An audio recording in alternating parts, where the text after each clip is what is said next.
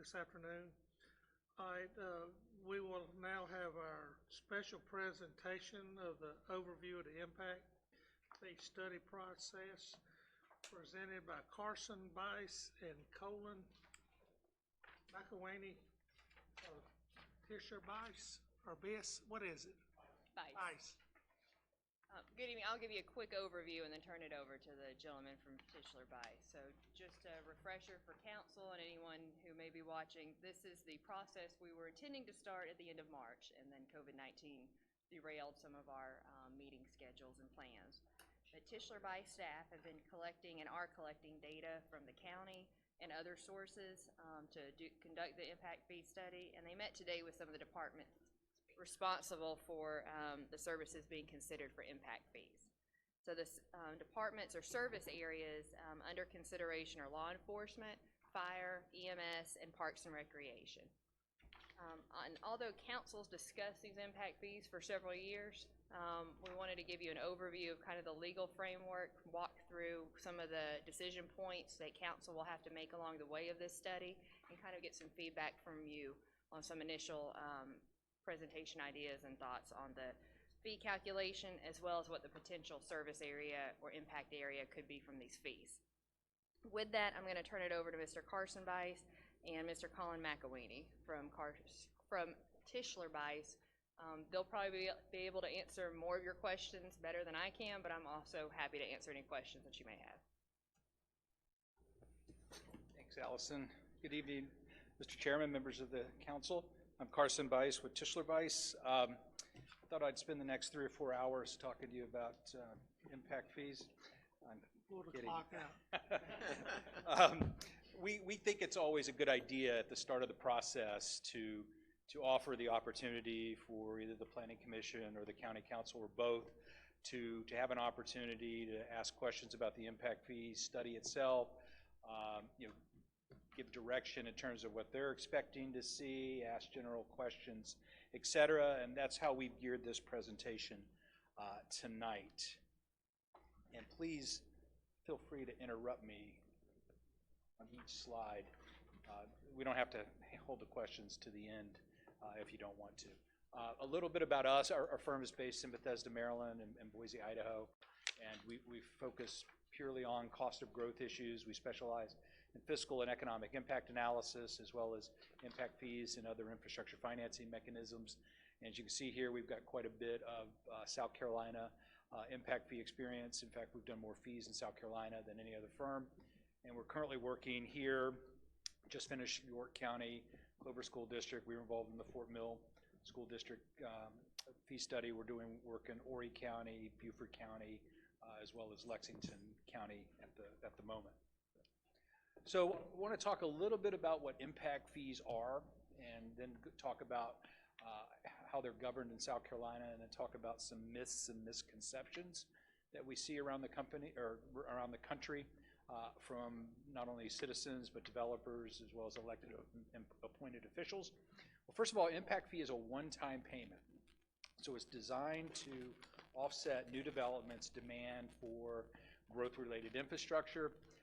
The infrastructure categories that a jurisdiction can collect for are oftentimes governed by the enabling legislation within that state, which is the case in South Carolina, which I'll talk a little bit about a little later on.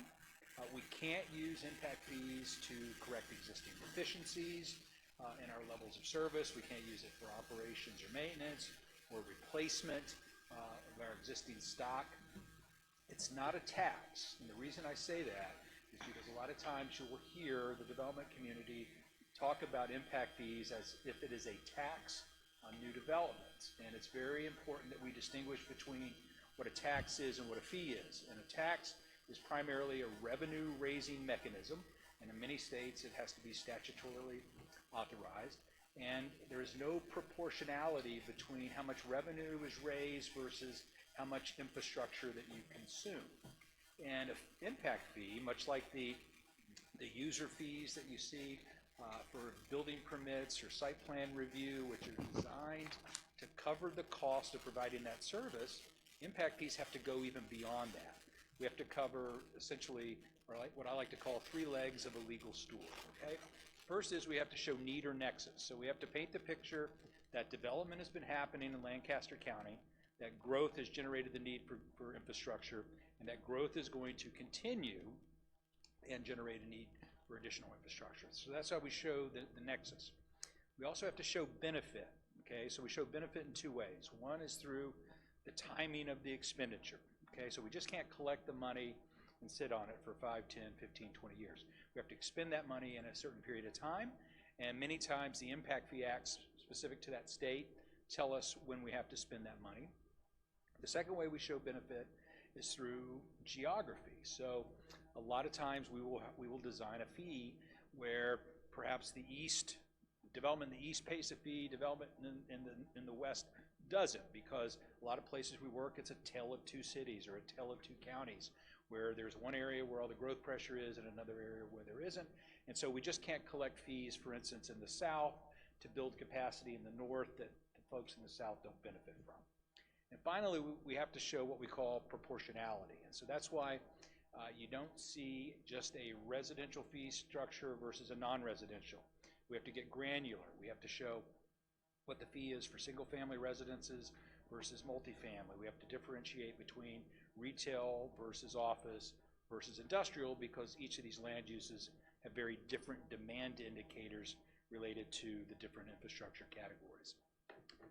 So I'm not going to get too much into details about the methodologies, but the way to think about calculating impact fees is we can either look to the past, the present, or the future. Okay, so when we look to the past, it's typically done in a closed system like utilities, where we've oversized a wastewater treatment plant, for instance, and new growth is going to buy into their fair of that remaining capacity. Sometimes we see it in open infrastructure systems like police or fire, where, for instance, a community may have just built a public safety building 2 years ago and have another 18 years of debt service on it, and it was oversized to serve new development in the future, and so we can do what we call a buy-in or cost recovery to get new growth's fair share of that future debt service. When we look to the present, this is by far the most commonly used method. It basically takes a snapshot of where we are as a community in terms of our levels of service. So there's no assumption of any existing deficiencies at all. We are either providing 3.5 acres of parkland per 1,000 or we aren't, for instance. And so we then take a snapshot of what that level of service is.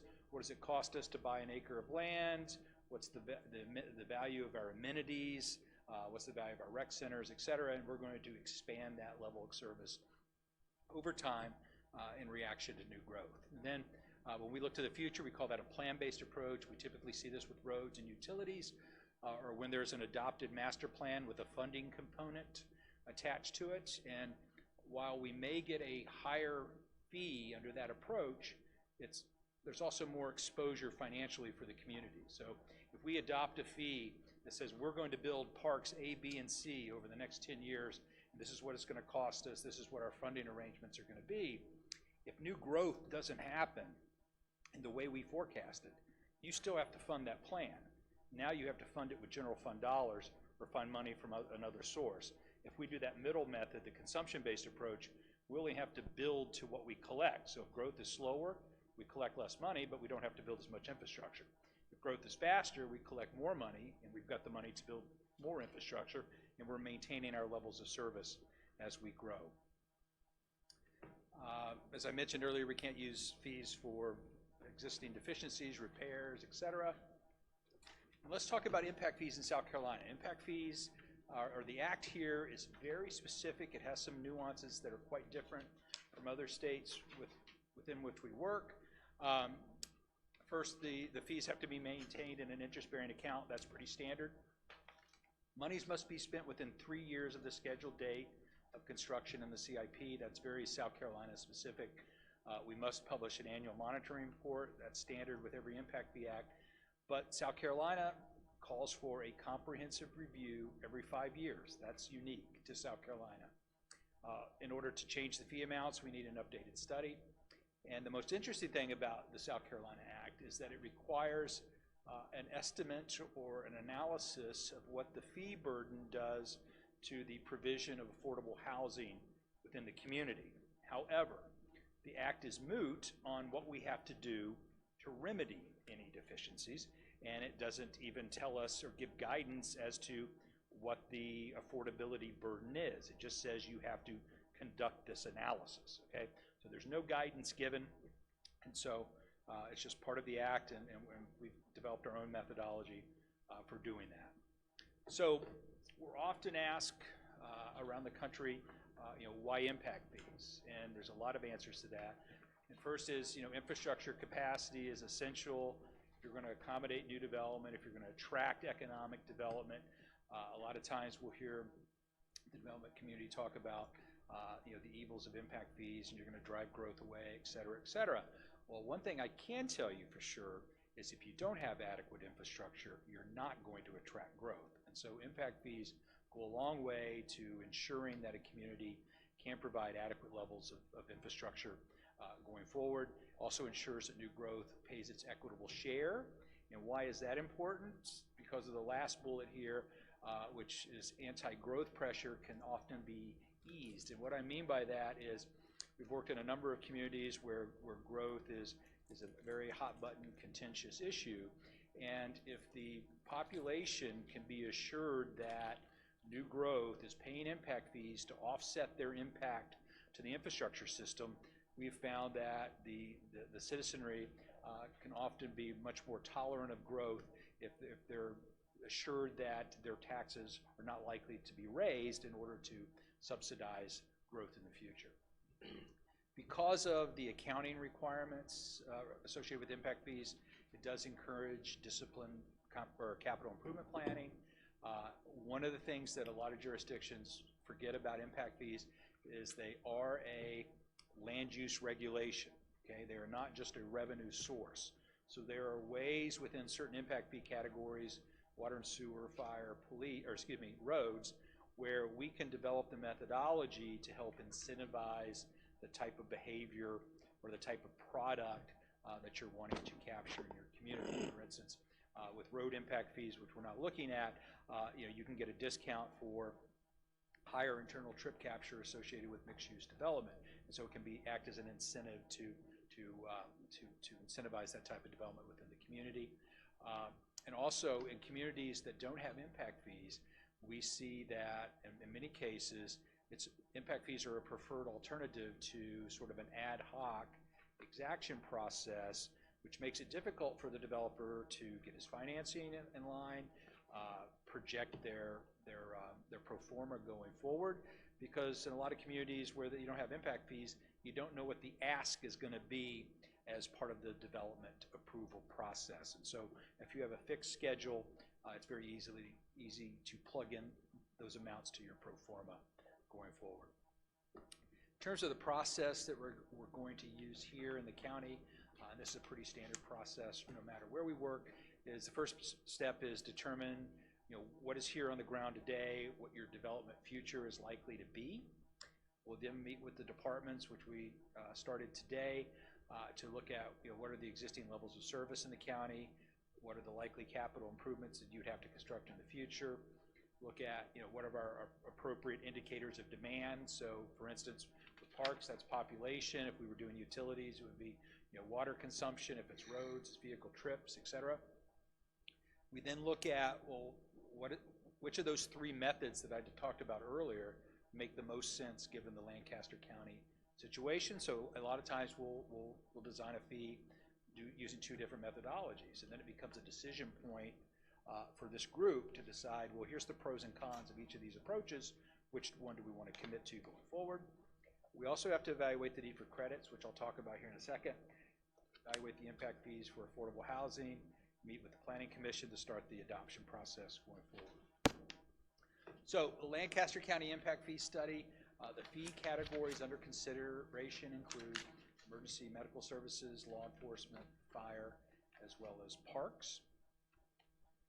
If you remember, the county did contract with the COG a number of years ago, the Council of Governments, to do a fire and EMS impact fee study.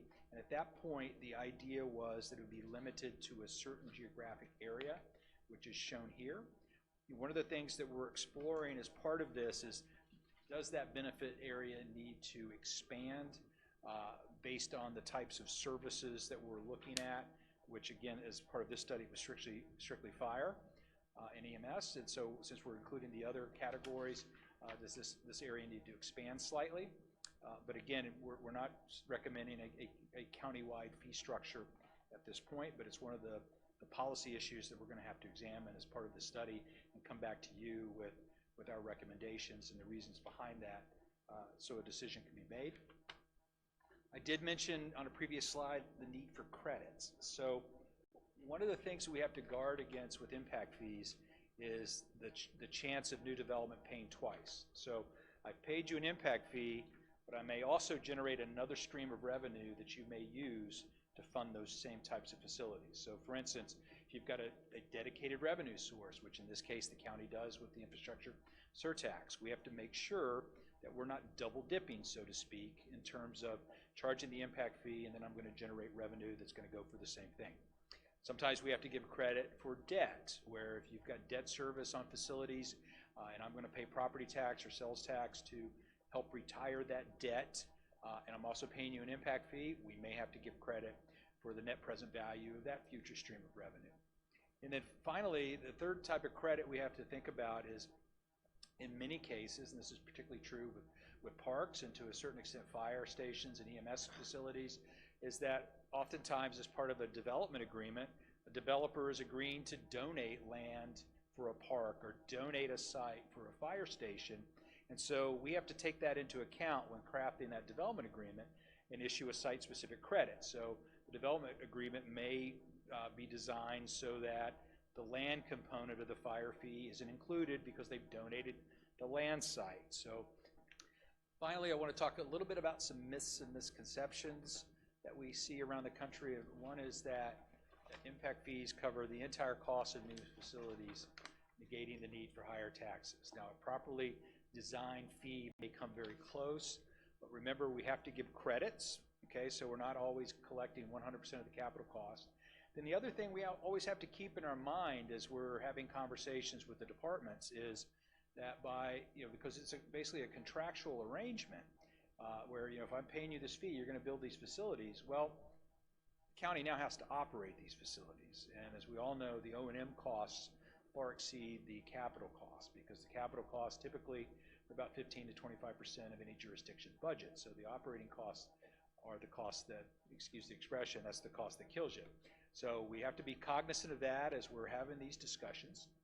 We also have to be cognizant of not basing the fees on planning standards without concerns for deficiencies. And I touched on this earlier where I said we can't correct existing deficiencies with fees. And what we mean by that is that we may have an adopted level of service in a park master plan that says, our level of service here is 5 acres per thousand, right? But that's a loaded level of service because maybe we've included school sites and we've included access that we may have to some federal property that the BLM owns or something. But our actual level of service in terms of county-owned facilities is 3.5 acres per thousand, right? So we can't charge the fee for that higher level of service or an adopted level of service. We have to charge it for what we are providing today.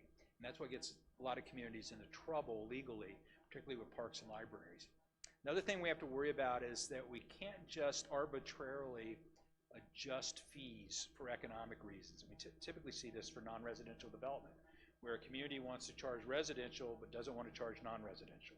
Or if we're out west, where the cities in particular rely on sales tax. They don't want to charge retail development, right? Well, we can't discriminate against land uses because we've got the equal protection issue that we have to think about. And so we can't, if we cut the fees for everybody, or for one person, we have to cut them for everybody. So we can't be arbitrary in how we implement the program. And finally, we hear this all the time, all developers and builders hate impact fees. Well, that's not the case. Our experience has been, and we've done this kind of work in, I think, 43 of the 50 states, is that the smart developers like impact fees because, one, it guarantees a level playing field, and two, as I mentioned earlier, it guarantees you're going to be able to do business in Lancaster County because I can tell you, if you have inadequate levels of service, growth is not going to want to locate in your community. And finally, there's a criticism of impact fees that they negatively affect low or moderate income housing. Well, they don't have to, okay? One is we can you can issue credits or waive fees on affordable housing. The caveat is we have to make up the difference. Okay, so we work with a lot of communities that set aside money each year that we are going to mitigate, $1 million worth of affordable housing impact fees in order to encourage that. Okay, so it has to be so you're supporting a policy that's been stated somewhere in your plan, and you've made the impact fee system whole by paying that money with other sources. The second way we can mitigate impact fees on affordable housing is that we could possibly, if the data exists, design the fee so that it's based on the size of the house. Because in most communities we work, we find there's a relationship between the size of the structure, the number of people that reside there, the number of public school kids they generate, the number of vehicles they have available, which influence trip generation rates. And then there's a leveling off, okay, once at a certain size threshold. And that's what varies from community to community. But the idea here is that the smaller homes aren't generating as much people, so the fees are lower. Okay, so it also the fee starts to behave like a tax, if you will, because the smaller homes tend to have a lower assessed value. And so another thing we want to touch on is that the fees aren't always passed on as part of the price of the house. This depends truly on where we are in our economic cycle. And in a truly robust economy, the fees are passed on, and in some cases marked up because the developer has carrying costs associated with those fees. But when we're in a down economy, the fee gets absorbed by everybody. The landowner sells the land for less of a cost per acre, the developer takes less of a profit, and the fee payer or the home purchaser pays a part of the fee within their mortgage. So it's a very complicated economic question relative to who actually pays the impact fee. But the point here is that there are ways to mitigate the impact on affordable housing if that's something that we want to explore. And finally, next steps, we're finalizing our land use assumptions memorandum, which is part of that documentation that I mentioned earlier about where we are as a county, where we're likely to grow in terms of new residential and non-residential development. We've had our first round of meetings with staff, and that's proved fruitful. And we'll be back in a few weeks with follow-up questions and more data collections, and then agree on the likely fee calculation methodologies. And at some point in the future, I would imagine I'll be standing in front of you again, talking to you about draft fees and different options that we could go in terms of service areas and fee methodologies. And with that, I'm happy to answer any questions that you may have. Who's first? I'll go ahead, and I got a few questions. One thing that I'm concerned about is that everything that's already platted or lots, none of that will be included in the impact fee. It will be for new developments only, correct? I'm not sure that's correct. I think it depends on how the ordinance is written. And also need PDDs, would they be exempt, land development? Typically, if you haven't gone and gotten a building permit yet, you're going to pay the fee. That's typically how it would work. That's my next question. This may be Go something ahead. John might help chime in. My understanding is there's a right to build already, such as building permits have been pulled. You're in an existing development, something like that. Impact fees cannot be charged. Now, if it's something that's merely been planned and nothing's happened yet, impact fees could conceivably be charged on those. That's a fair summary of a kind of more nuanced in the weeds question that can arise. But yeah, a lot of it has to do with vesting, when developers had vested in certain rights. And again, the existence of development agreements certainly dovetails with impact fees. You can be exempt from impact fees if you were under a development agreement and have paid something for your impact on the community, or provided donations of land, and that even occurs under this rubric for perhaps developments that aren't strictly under development agreement but have made donations. So when figuring, like fees on commercial, I asked this question last year. Fort Mill, just for example, a 50,000 square foot grocery store in Fort Mill, your building permit's around $18,000. In Lancaster County, it's $51,000. Would all that be taken into consideration? When you say, I mean, that's the actual building permit fee, that doesn't include Yeah, I impact. mean, would that be all taken into Well, consideration that for is- dedicated revenues that are already there? No, because those revenues are designed to cover the cost of doing the actual review. So it'll be Well- considered indirectly by this body, but it's not something that is factored into the fee calculation that you've paid $51,000 already for building permit review. Well, see, we're already charging, I consider we already have impact fees because we take in about $5 million in building permit fees, and it probably cost us $1 million, $1.5 million. So, There is when one, I evaluate this, that's part of my decision. Either, the building permit fees are gonna have to be looked at on some of this stuff, to get my support, because, you know, I can't agree to kill the golden goose that lays our golden egg.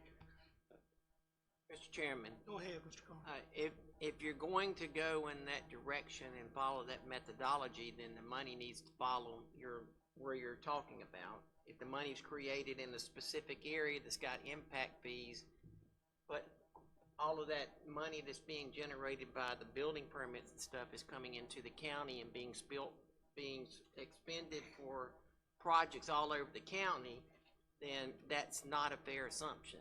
The only fair assumption is that if money is generated in a specific geographic area, then we need to budget that money to be used to pay for impacts in that geographic area if we're going to consider that part of the price that the developer's paying. I'm not against that. Mr. Chair, Go ahead. I've got one comment and then a question. I guess you could look at them both as questions. And you've been in this business, you say 40 years of your company. The company's been in business 43 years. I've been doing this 30 years. So dealing with counties in South Carolina, what's the biggest, what is it that we mostly need to look out for? I guess some pros and cons on impact fees in general.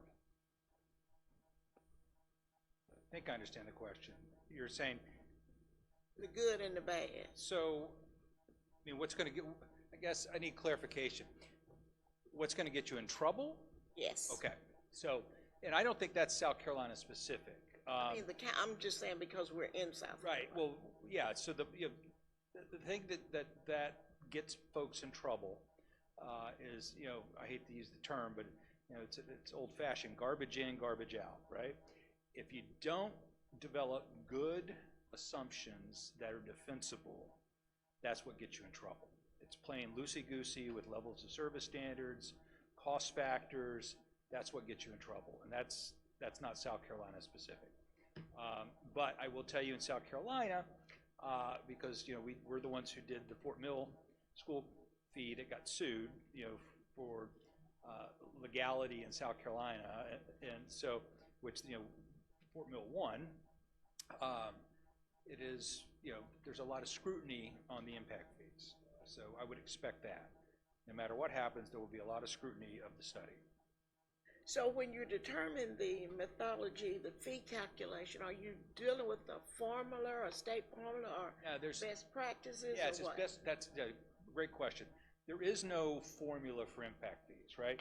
It's kind of an art and a science, right? It's not like an equation for calculating stormwater runoff where you just plug in variables. You develop methodologies based on the situation where you're working, right? The Lancaster County situation. And we had a great meeting today with fire. And fire is an example of something, the way service is provided in counties varies not only in South Carolina, but also varies from state to state in terms of how it's provided, whether it's countywide, whether you have fire districts, whether those districts are comprised of volunteers or career firefighters or a combination thereof. All of these things factor into how we approach the fee study, right?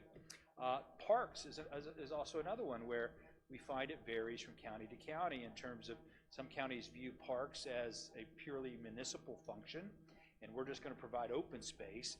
And then other counties actually provide parks and athletic facilities like you guys do. And so we have to develop the methodology based on what we find within the community. So it's not like here's the formula in the South Carolina Development Fee Act, populate the formula with factors. Do you do something like a needs assessment with the four areas that we're able to spend the money in? Law enforcement, fire, EMS, and the rec department? I mean, indirectly, yes. It's a needs assessment based on if we want to provide the level of service we're providing today. But let me ask, with the future and come up with a estimate of what we need up there, because ultimately the impact fee's going to be determined by whatever projects you have. Then you have a formula and whatever your square footage is, and you come up. Is that not correct? So you would have to figure that out for parks, EMS, fire. Yes, and I think I understand where you're going with that. So what we can't do is correct the existing deficiency. And we understand there's been a study done recently by Clemson that looks at park needs. And everybody agrees that parks are important, and they're willing to pay a certain sum to make sure that they have adequate parks, right? Well, we can't just tailor the impact fee calculation to provide what everybody wanted 5 years ago, because that's not the level of service you're providing today. Now, if we could leverage something like the capital improvement sales tax to correct that existing deficiency, we could charge the fee based on a higher level of service to bring it up to what everybody wants today. But it's a complicated process, but it's something that can be done. Is that what you were driving at? Yeah, that's why I was trying to figure out if there was a way to work around it or use it to get to that level, because we've been talking about impact fees for 4 years, so we're behind. We're way behind, and a lot of development may have happened, or a big chunk has happened, but there's still development going on. And the impact fee will apply to every building. Is that correct? Every new construction, unless it was exempted by some previous even residential. Agreement. Yes. What about apartments? Yep. Does it go on each apartment or the whole building?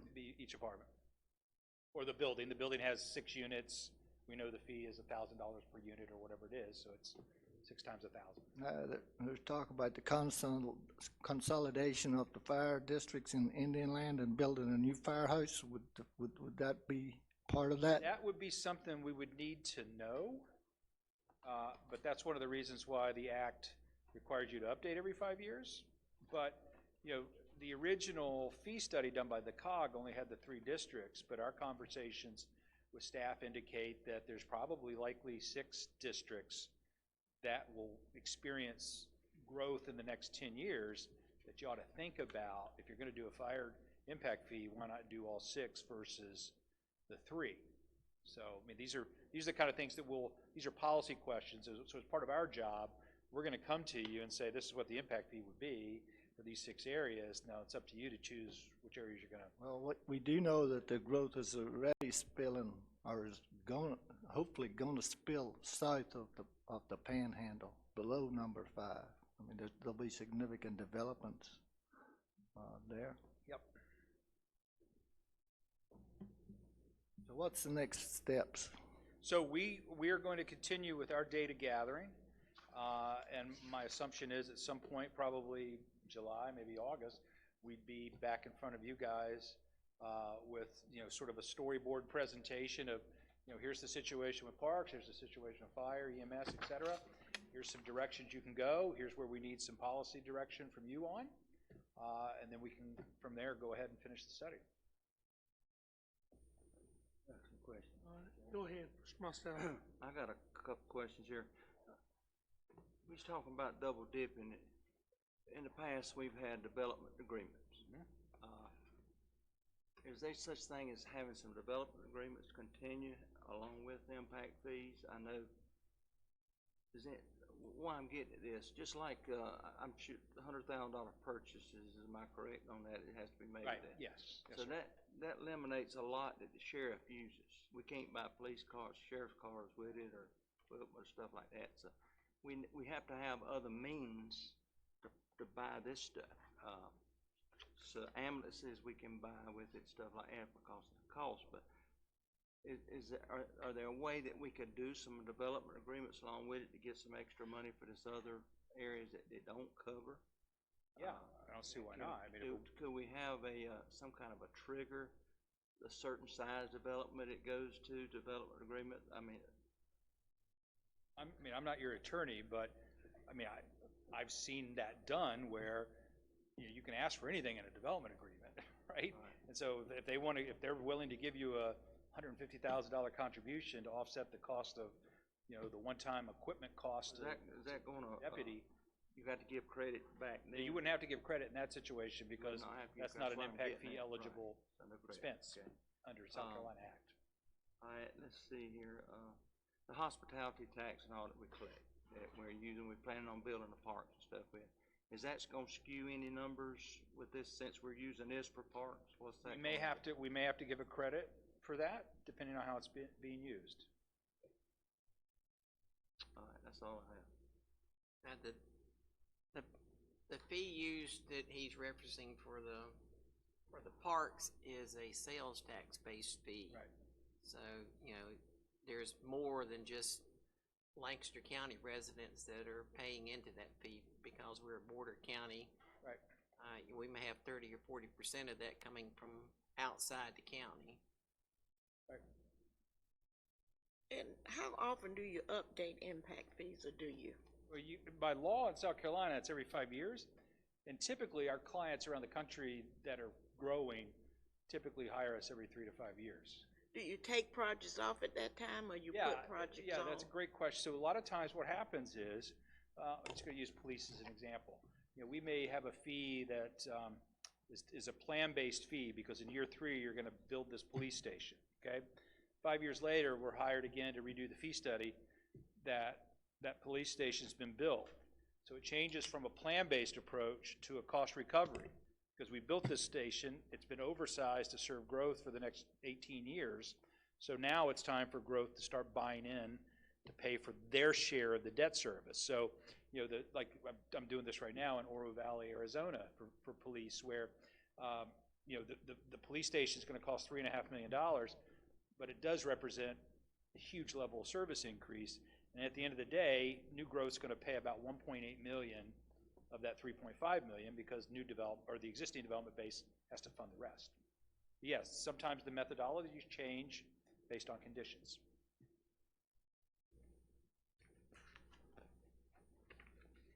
All right, we appreciate it, and I know might have some more questions in a minute when staff gets up here and we start bombarding them. So if that's all, we will appreciate it. Let's see, now we have citizens' comments, but no one signed up, did they, Mr. Willis? So let's move on down. We're going to got this listed as discussion and action items. So before this is over, I'll be looking for a motion to move this forward. So with that, we'll get into our discussion, impact fee study area and methodology. Mr. Willis and Ms. Alexander.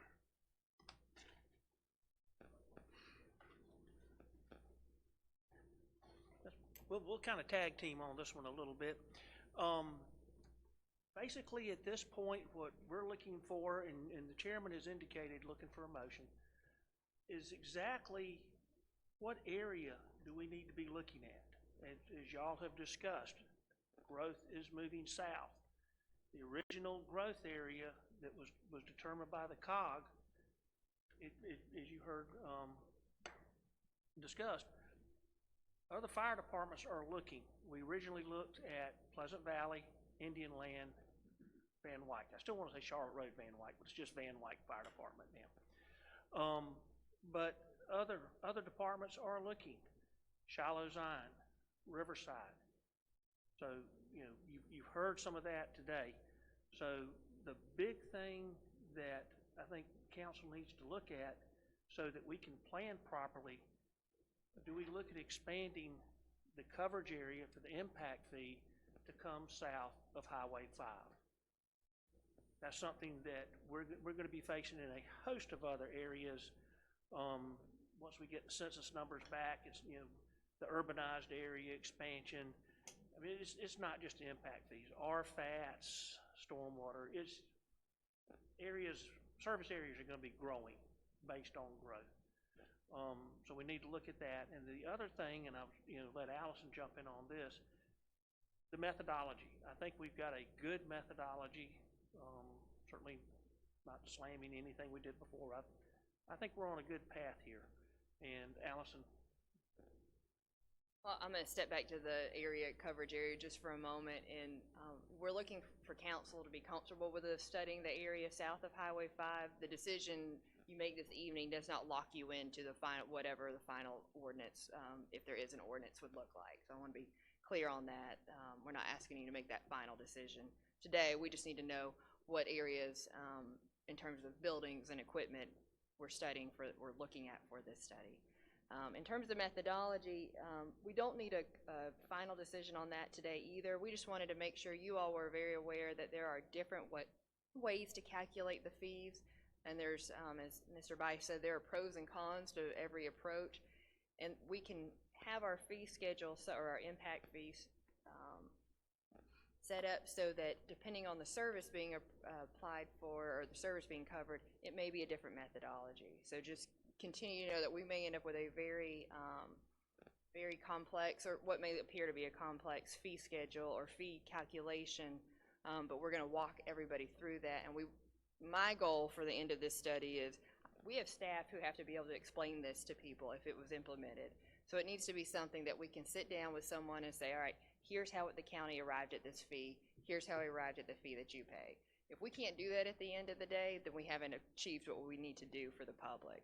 So just know that although there are some complexities with impact fees, the firm we've hired, they are very familiar with impact fees, and we'll also be working with Mr. DeBose on that. So the question we really do want guidance on today is kind of what geographic area, again, if we can go below Highway 5 with our study area. Mr. Chairman, go ahead. Thanks, Ryan. But, you know, as we talk about going south of 5, how far south are we talking about, Allison? And well, let me explain something. Yeah. I've heard complaints that the Kershaw Fire Station, and I have not talked to Mr. Blair about this, so he would give us a lot more insight than I'll be giving us tonight. But they're saying that their building's too small. They need a larger space. I'm not sure there's enough development down there that an impact fee could even begin to cover the cost. So therefore, there'd be a huge shortfall. But kind of the staff discussions we had this afternoon were looking more kind of coming down towards the city of Lancaster limits. We did discuss some of the other, particularly with fire and EMS, some of the other areas of county. And that was one of the stumbling blocks we hit very quickly was if you had an impact fee in this area, would you have enough development that it would be generate enough revenue to actually do something within 3 years. So. Mr. Chairman, I think we would not be following a wise path if we did not look at extending below Highway 5. Because we know the growth is starting to come. We don't want to get 2.5, 3 years into this impact fee and then realize that, hey, we missed the boat on this. Even if it doesn't, we don't end up charging impact fees at that point in time, at least if we've got it in the legislation that we're covered at that point in time. Mr. Chair, I think the concern is, and I think Mr. Mastella talked about it, the fact that we do want impact fees, but when it's a project that will better serve us with a development agreement, Is it any possible way to set aside, this is when we use impact fees, and this is when we're gonna use the development agreement? Is it something that we could specify with that? The attorney's leaning forward to answer that. I think it's, anytime you're imposing fees to offset development, whether it be in the context of an impact fee ordinance or within a development agreement, it's fairly important for counties to be even-handed in how they're applying it. I mean, conceivably, you could have some kind of criteria that might be able to shuttle a project into one box or the other. I just think it's probably problematic to do so. Your impact fee studies for its geographic area is going to account for what fees are needed to maintain current service levels. So if you've got a development coming into that same area, again, they can be provided credits for things that are done within the impact fee structure, but I think you can do it, I believe. I think you just have to be very cautious in doing it, because the fear is that people allege that certain developers or projects are getting favorable treatment and are not carrying their weight. So my answer is conceivably you can do it, might not be the best idea in the world. John, To do what? expand a little bit on the council about the fact that impact fees. That, you know, most of the development agreements that arise are because a developer needs to rezone certain property to get higher densities, and there's some horse trading involved in providing flexibility, but also getting from the developer certain concessions to improve the community as a whole. Often developers will donate land for EMS or fire, and part of it, in a lot of instances, is through self-interest and mutual benefit. It's easier for developers to sell homes within a community if it has EMS or fire located in close proximity or within the community, especially if it doesn't have good service levels already, or maybe what service levels people moving from other areas might expect. But to Mr. Willis' point, the administrator's point, it takes two to tango. If a developer can do what they want to do under their base zoning, they can do what they want to do. Impact fees just apply across the board. You're catching everybody. If someone wants to develop medium density residential and that's their zoning designation, they're still paying the fee. So impact fees, by their very nature, are going to capture more development activity than a development agreement would. But you know, Far it's more. also, it also will bind us if we're not able to raise enough money for whatever project we name, because we have a certain period of time to spend the money, and if we say we're gonna build this building and it's $3 million and we only can raise $1 million, we still gotta pay that $2 million. And I think it ties us into something that we can't foresee, and the certain areas we gotta spend it in. I think a development agreement gives us a little more flexibility and options. So I think, you know, that's where we are. I think both could be good. And it would be wonderful if we could use both and not put ourselves in a position. Well, and I will say that development agreements are, would not be precluded, certainly outside of the impact fee area at all. So if you went south of 5 down to the city limits and there happened to be development down in Kershaw, you could conceivably place a development agreement with that developer to offset the cost of their development on infrastructure. I mean, those fees within a development agreement are essentially trying to get to the same place that impact fees are, which is the rooftop fees are offsetting impacts for public infrastructure within that development agreement statute. So, Mr. Chairman, I'm wondering why we don't include the entire county. For example, down Highway 200, We've got one company that owns about 4,000 acres in that area. They will develop it one day. Edgewater is beginning to really boom down there. You've got River Chase on Riverside Road. There is plenty of land there that people will eventually develop. I don't know why we don't include the entire county. It's not going to stop at the city limits of Lancaster, that's for sure. Why wouldn't we include the entire county? I think the problematic issue there is, if you, say you're collecting impact fees, I'm just using Beaufort as an example, out in Beaufort. And this is to Councilman Blackman's point earlier. You're on the shot clock to spend that money once it's collected. So you could face a situation that Ms. McGriff mentioned, that you've planned some project for that area, you're collecting the fees, but you don't spend it in time, and you don't have enough collective fees for that geographic area to actually build an EMS station or fire station. Again, a lot of those developments outside of an impact fee area, though, can be captured by development agreements, provided there's some benefit to the developer and benefit to the county. And very often developers have to rezone property and are willing to step up and offset their impact. I would be against moving it south for a couple of reasons. Last year, I think we had over 1,200 single-family residential units built in this county. Over 1,200 of them were north of number 5. We got 600 vacancies in our high school, at Lancaster High School. I want to encourage growth south of number 5. That concerns me. And we have not had a new development south of number 5 in 15 years. We have several planned now. So at this point, I couldn't support coming south of number 5. That's just my personal view. I got a question, Mr. Chair. Steve, if we go to come down to a certain area and then in 3 years we realize we need to go further, what's the process of extending how far it comes down south? We just have to pay Mr. Tischler some more money, come on down and extend the study. Okay, but that's something that could be started right and within a pretty.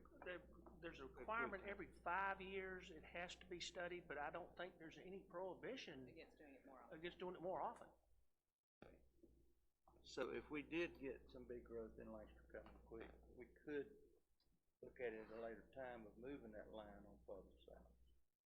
You can also study it at this point and not implement the fee in certain, so if we would use the fire districts, for example, and you decided to roll it back or roll it to the original 3 fire district areas, you would at least have some of the baseline information to make that decision on the additional geographic area.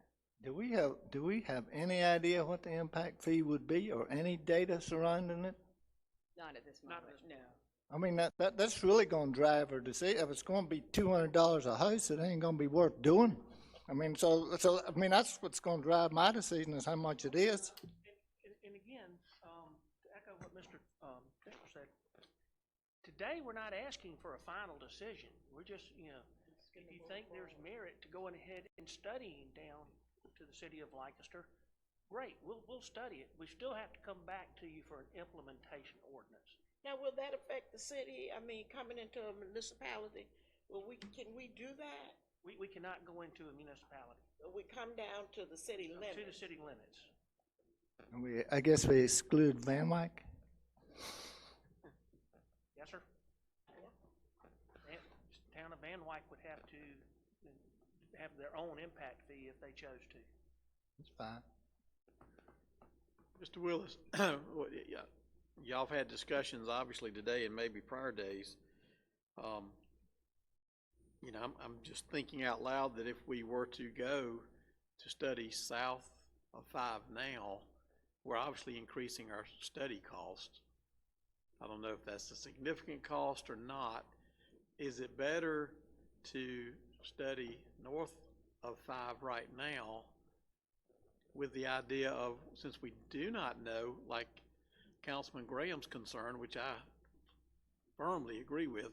If our impact fees are gonna be negligible anyway, what have we really accomplished? So should we just try to right now focus in on where we think we can get the best bang for the dollar from the study and from potential impact fees?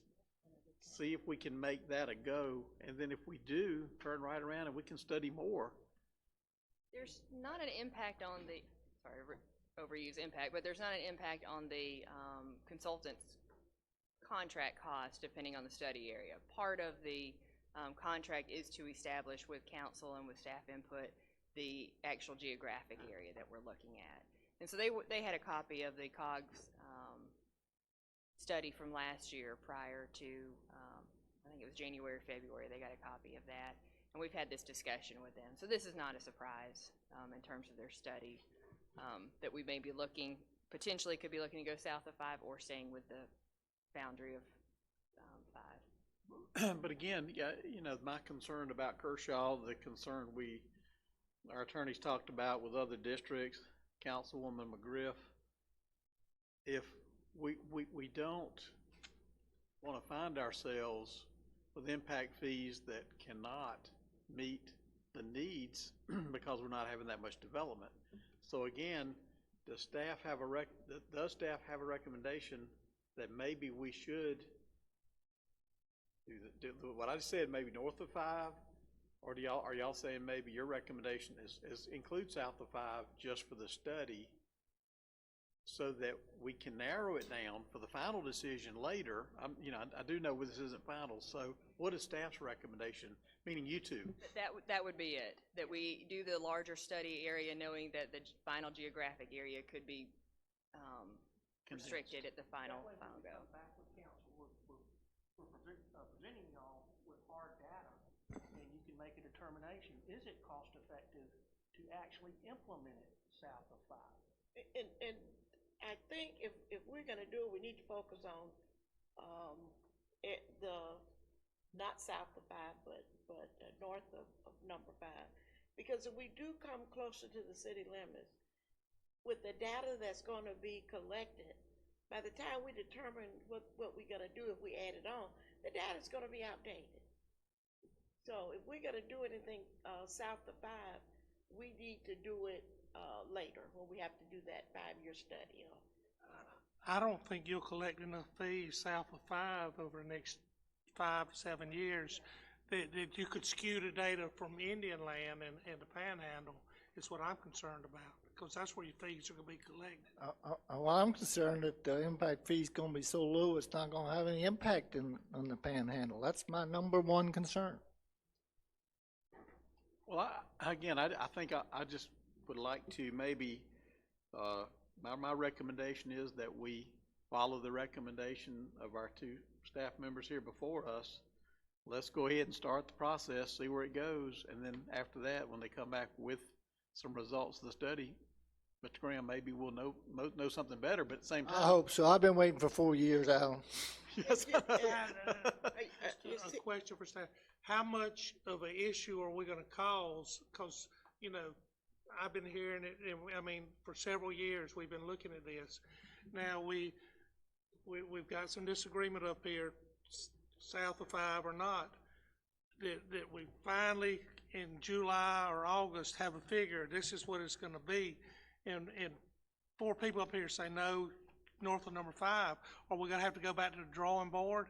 And will that delay it another 6 months or 9 months? Or can we Or say will that either fee or? be, what concerns me is, will that fee be the fee that will be there if we don't go south of number 5? So the assumption we made in our discussions today was that we were looking at the EMS, law enforcement, and fire based off fire district service areas, because that's an easy way to slice call volume and call data from our CAD system. So if we're sticking to using fire districts as kind of our delineation of the study area, then council would be able to see that broken out by the various fire district areas for the different services. So to answer your question, yes, you would be able to go, okay, we don't want to include this area X, we just want to do A, B, and C, so we're just going to do A, B, and C and exclude X, Y, Z. Well, the data should tell us that.